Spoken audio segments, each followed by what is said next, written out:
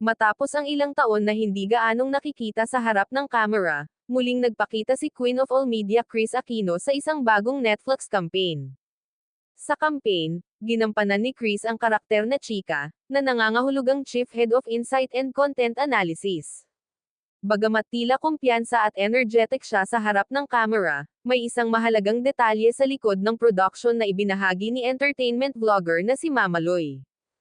Ayon kay Mamaloy, matagal niyang ipinagdasal na makita muli si Kris, na humaharap sa kamera at ginagawa ang bagay na matagal nang minahal ng kanyang mga tagahanga.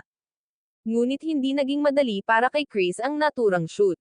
Ibinahagi ni Mamaloy na nakita niya mismo kung paano naapektuhan si Kris ng rheumatoid arthritis. Namaga umano ang mga binti at tuhod ng aktres at host habang nagpapatuloy ang taping. Para kay Mamaloy, mas naging kapansin-pansin ang hirap dahil biglang maaaring lumala ang nararamdaman ng isang taong may autoimmune condition kapag napagod. Sa kabila nito, sinabi niyang hindi niya narinig na nagreklamo si Kris. Sa halip, nanatili raw itong positibo at propesyonal habang nasa set. Mas lalo raw siyang humanga nang mapansin niyang sa oras na humarap na si Kris sa camera, hindi na halos mahahalata ang kanyang nararamdaman. Para bang naiiwan muna sa tabi ang sakit at pagod upang magampanan niya ng maayos ang kanyang trabaho.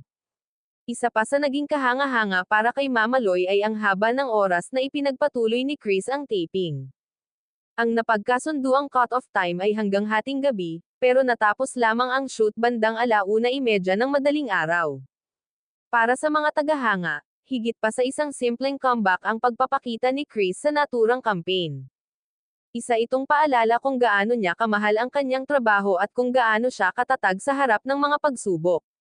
Sa kabila ng kanyang pinagdaraanan, muling nakita ng publiko ang dating Kris na sanay humarap sa kamera, mas matatag, mas determinado, at patuloy na lumalaban.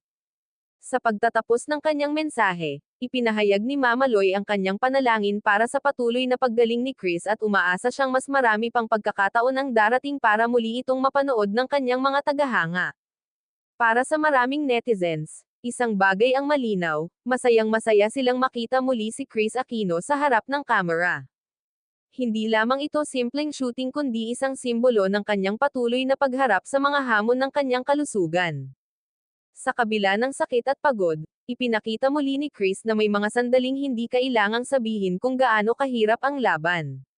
Minsan, sapat nang makita kung paano siya patuloy na lumalaban at ginagawa ang kanyang makakaya. At para sa kanyang mga tagahanga, ang makita siyang muli sa harap ng kamera ay isa ng napakalaking dahilan para ngumiti at umasa sa mas marami pa niyang pagbabalik.